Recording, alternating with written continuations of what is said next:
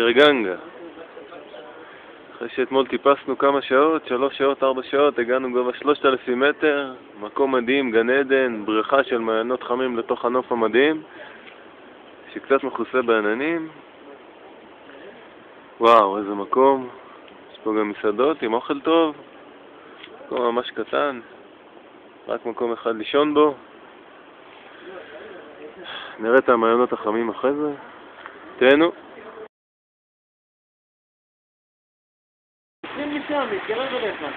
היי! טוב, איך המים?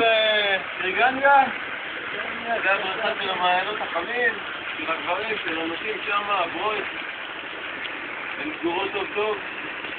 גן עדן פה, קצת ערפל, אבל מקום מדהים, זה גן עדן. מים בטמפרטורה הנכונה, חמים.